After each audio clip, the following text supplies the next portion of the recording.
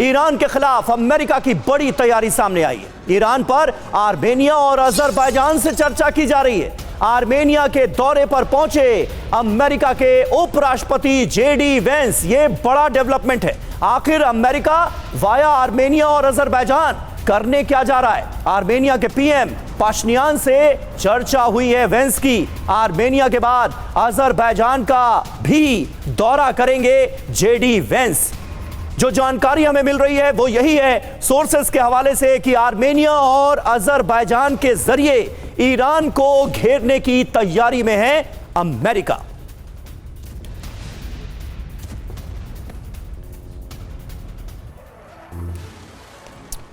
तो नए बेस की तलाश तय है ईरान में विनाश। सवाल तो यही है, ट्रंप की नई रणनीति क्या है? सबसे पहले यह देखिए, ईरान से टकराव के बीच आर्मेनिया अजरबैजान से चर्चा चल रही है। आर्मेनिया और अजरबैजान के दौरे पर हैं जेडी वेंस।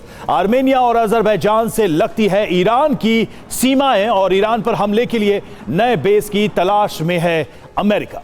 जी हां, अरब देश अपने बेस और एयर स्पेस देने से इनकार कर चुके हैं। अजरबैजान से अमेरिका ईरान पर हमला कर सकता है, इसके आसार बढ़ते हुए नजर आ रहे हैं। अब देखिए, दावा किया जा रहा है कि अमेरिका अजरबैजान से ईरान पर हमला कर सकता है। ऐसे में सवाल तो यह भी है कि क्या ईरान के खिलाफ अमेरिका का इस कदर साथ देगा अजरबैजान? क्या अमेरिका को अपनी जमीन इस्तेमाल करने देगा अजरबैजान?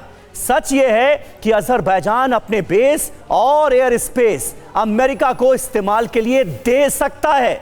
अजरबैजान और ईरान के बीच कई मुद्दों पर टकराव है, इसी का फायदा अमेरिका उठा सकता है।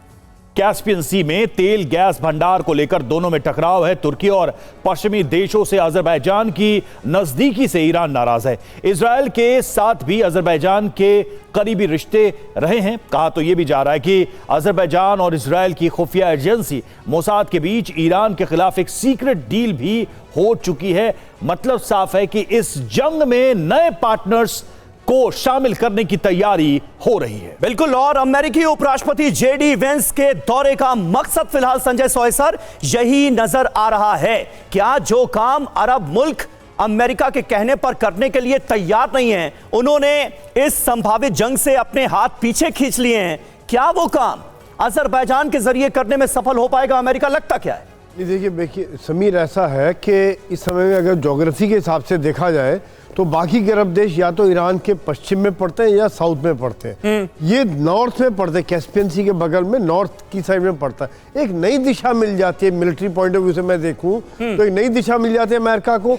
अब मिडिल ईस्ट में अमेरिका की बहुत सारी बेसिस पहले हैं जिनको वो पूरी तैयार कर रहा है। वहाँ पे एयर डिफेंस सिस्टम और लगा दिए। और जैसा भी आपने सही फरमाया कि कई अरब देश अभी हिचक रहे हैं, क्योंकि ईरान की जो वार्निंग है कि जिस भी देश ने अमेरिका का साथ दिया मैं उस देश पर हमला करूंगा। हालांकि क्योंकि अमेरिका की बेसिस है, उन देशों पर हमला करना इतना आसान नहीं रहेगा, लेकिन ये एक नया फ्रंट खुलेगा। ईरान को उधर के लिए भी अपनी तैयारी करना पड़ेगी, जिसकी उसने शायद अभी तक नहीं की थी, क्योंकि अमेरिका की वहाँ बेसिस नहीं है, साउथ में बेसिस है। तो ये देखा जाए तो ईरान को, जिसका कहते हैं कि सरप्राइज फैक्टर भी यहाँ पे लाया जाएगा और उसको चारों तरफ से घेरने की जिसकी बात की जाती है वो अमेरिका तकरीबन पूरी कर रहा है। और देखिए, अमेरिका जल्दीबाजी नहीं कर रहा है, अपने बिल्डअप कर रहा है, एयर डिफेंस सिस्टम कर रहा है और सैनिक भेज रहा है, लगातार वहाँ पे एयरफोर्स बढ़ा रहा है। इजराइल के साथ बातचीत हो रही है, इजराइल पूरी तैयारी कर रहा है। फिर ये जो करेंगे तो पूरी तैयारी के साथ करेंगे।